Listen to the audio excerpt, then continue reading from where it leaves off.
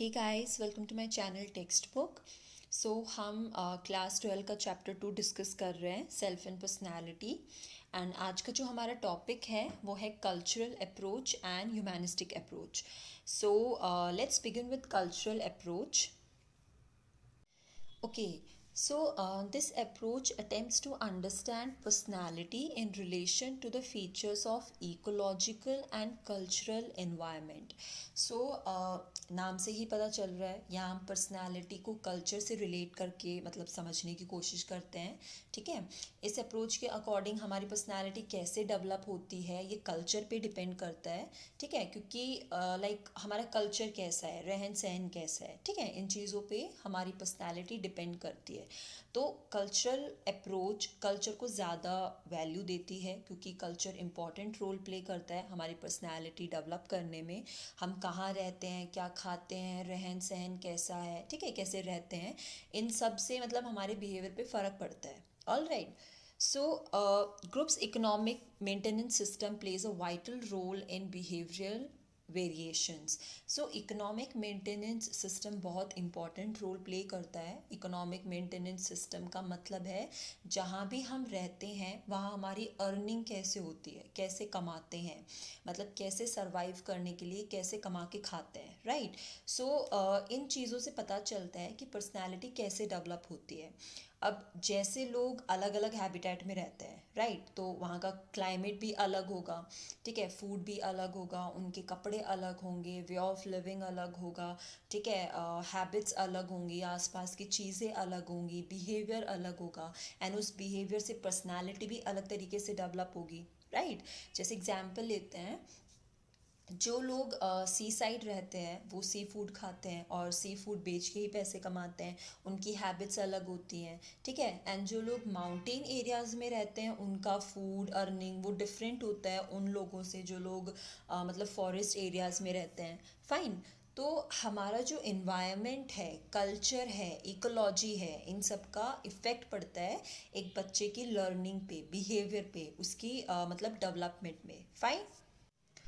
Okay, people's skills, abilities, behavioral styles, and value priorities are viewed as strongly linked to cultures.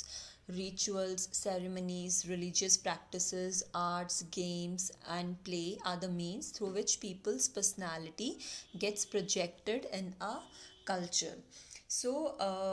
लोगों की जो skills होती हैं, abilities होती हैं, ठीक है, और वो किस चीज़ को वैल्यू देते हैं, ये सब उनके कल्चर से रिलेट करता है. एंड हम उसी चीज़ के अकॉर्डिंग रिचुअल्स फॉलो करते हैं, ट्रेडिशंस फॉलो करते हैं, एंड ये सब हमारी पर्सनालिटी को इन्फ्लुएंस करता है. ठीक है. लोग अपने कल्चर के अकॉर्डिंग, इकोलॉजिकल फीचर्स के अकॉर्डिंग डिफरेंट टाइप्स के बिहेवियर को, पर्सनैलिटी को डेवलप करते हैं. ओके. एक एग्ज़ाम्पल लेते हैं.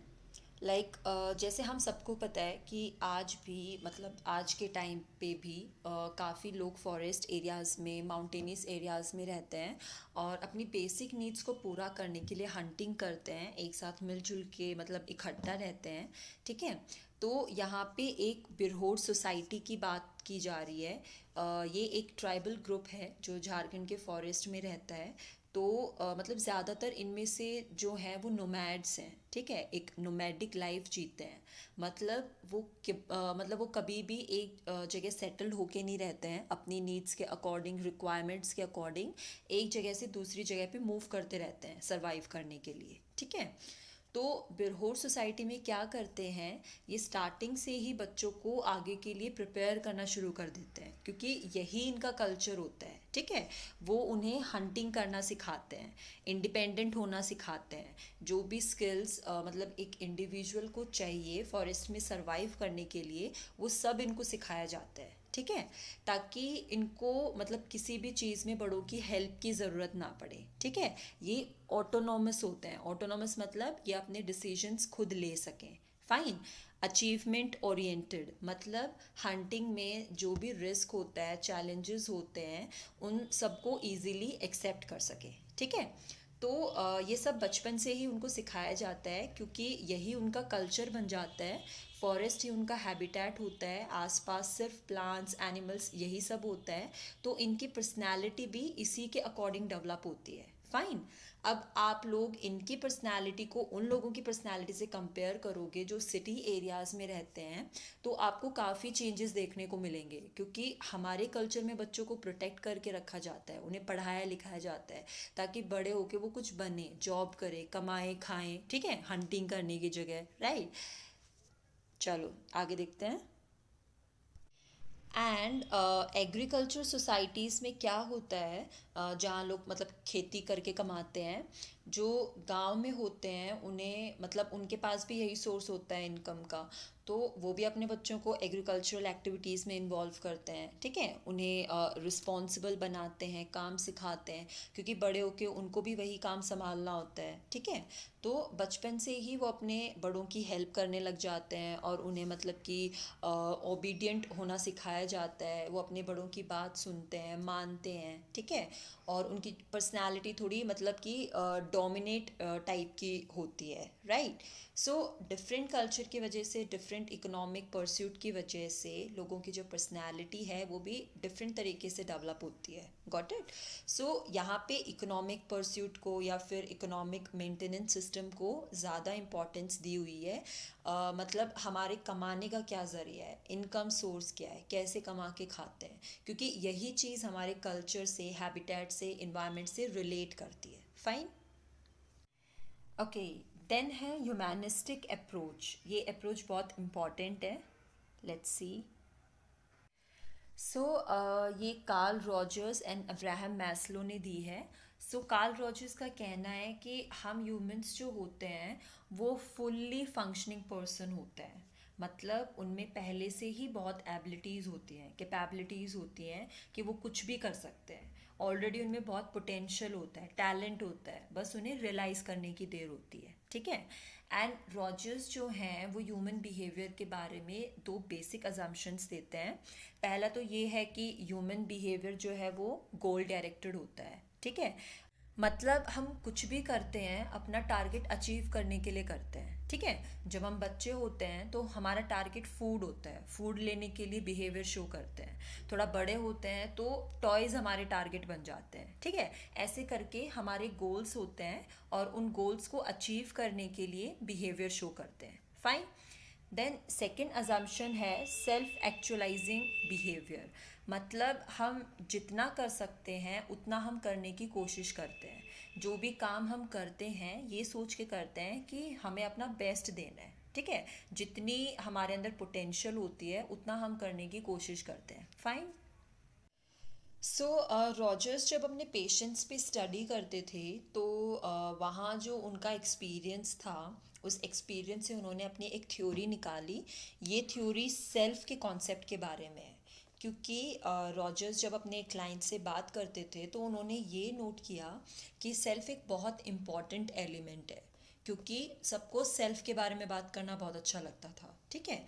और इस थ्योरी में ये बताया हुआ है कि हर कोई अपने ट्रू सेल्फ को रियलाइज़ करने की कोशिश करता है, और हर किसी को पता है कि आइडल सेल्फ क्या होता है और रियल सेल्फ क्या होता है, ठीक है। आइडल सेल्फ मतलब जो हम बनना चाहते हैं, एंड रियल सेल्फ मतलब जो हम एक्चुअल में हैं।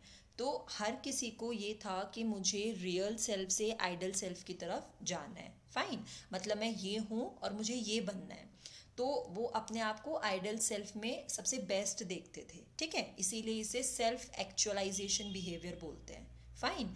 एंड इस प्रोसेस में जो सेल्फ है वो ग्रो करता है, एक्सपेंड करता है and becomes more social, okay. Then Roger का कहना है कि पर्सनालिटी डेवलपमेंट एक कंटिन्यूस प्रोसेस है, एंड इस प्रोसेस में हम अपने सेल्फ को इवैल्यूएट करना सीखते हैं, ठीक है, जज करना सीखते हैं, मतलब सेल्फ के बारे में पता करने की कोशिश करते हैं एंड सेल्फ एक्चुअलाइजेशन अचीव करते हैं, क्लियर। देन उन्होंने हमारे सेल्फ कॉन्सेप्ट को डेवलप करने के लिए सोशल इन्फ्लुएंसेस पे ध्यान दिया। उनका कहना था कि जब लाइक सोशल कंडीशंस पॉजिटिव होती हैं तो self concept and self esteem high होता है, ठीक है। जब सोशल कंडीशंस नेगेटिव होती हैं तो self concept and self esteem low होता है, राइट। तो जिन लोगों का पॉजिटिव सेल्फ कॉन्सेप्ट होता है उनका सेल्फ ग्रो करता है, वो सेल्फ एक्चुअलाइज हो जाते हैं, फाइन। इसीलिए इन्होंने अनकंडीशनल पॉजिटिव रिगार्ड की बात की कि आइडल सेल्फ तक पहुंचने के लिए, सेल्फ एक्चुअलाइज के लिए आसपास का जो इन्वायरमेंट है वो पॉजिटिव होना चाहिए, लोग पॉजिटिव होने चाहिए जो उन्हें एनकरेज कर सके, मोटिवेट कर सके। सो अनकंडीशनल पॉजिटिव रिगार्ड का मतलब है, अगर आपसे कोई अपने गोल के बारे में बात करता है या खुद के बारे में बात करता है तो आपको उसे अनकंडीशनली पॉजिटिव रिगार्ड देना है, मतलब सपोर्ट करना है, मोटिवेट करना है, एनकरेज करना है, ठीक है। एंड इसी से उन्होंने फिर अपनी एक थेरेपी बनाई थी, क्लाइंट सेंटर्ड थेरेपी। एंड इस थेरेपी में सारा फोकस क्लाइंट के ऊपर होता है, वो जो कहता है बताता है उसे मतलब पॉजिटिवली सपोर्ट करना है, एनकरेज करना है, सुनना है बिना रोके टोके, तभी वो अपने सेल्फ एक्चुअलाइजेशन तक पहुंच पाएगा, राइट। देन मेस्लो ने क्या किया, मेस्लो ने हायरार्की दी, ठीक है, ये हमने 11th में भी पढ़ा है। मेस्लो के अकॉर्डिंग मतलब मोटिवेशन होती है बट वो स्टेप बाय स्टेप आती है, ये चीज़ उन्होंने पिरामिड के फॉर्म में बताया था। जैसे सबसे पहले है हमारी बेसिक नीड्स, ठीक है, सबसे पहले हमारी बेसिक नीड्स आती हैं, जैसे फूड, शेल्टर, क्लोथिंग, ठीक है, इसे हम फिजियोलॉजिकल नीड्स भी बोलते हैं। तो पहले ये नीड्स पूरी होनी चाहिए, उसके बाद ही हम नेक्स्ट स्टेप के लिए मोटिवेट होते हैं, राइट। हमारा जो नेक्स्ट स्टेप है, सेकंड स्टेप होता है, वो है सेफ्टी, ठीक है। बेसिक नीड्स पूरी होने के बाद हम अपने सेफ्टी के बारे में सोचते हैं कि हम कैसे सेफ़ रह सकते हैं, इसीलिए हम पैसे, प्रॉपर्टी, इन सब के बारे में सोचते हैं, इकट्ठा करते हैं इन्हें, ठीक है, खुद को सेफ़ रखने के लिए। देन जब ये नीड पूरी हो जाती है तो आती है बिलोंगिंगनेस। लोग अपने रिलेशंस पे ध्यान देते हैं, फ्रेंड्स बनाते हैं, अच्छे रिलेशंस बनाते हैं, अपनी मतलब जो इमोशनल नीड्स हैं वो पूरी करते हैं, ठीक है, जान पहचान बनाते हैं। देन इस नीड के बाद आता है हमारा सेल्फ एस्टीम।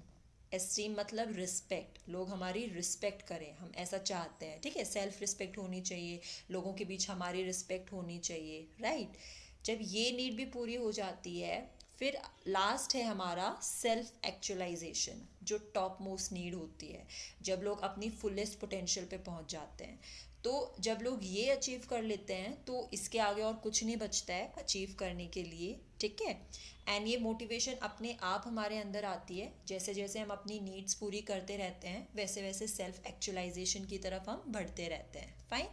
तो आज के लिए बस इतना ही, नेक्स्ट वीडियो में हम असेसमेंट ऑफ पर्सनैलिटी के बारे में पढ़ेंगे। और अगर आपको वीडियो अच्छी लगी देन प्लीज़ लाइक करें, शेयर करें और सब्सक्राइब करना ना भूलें। Thank you.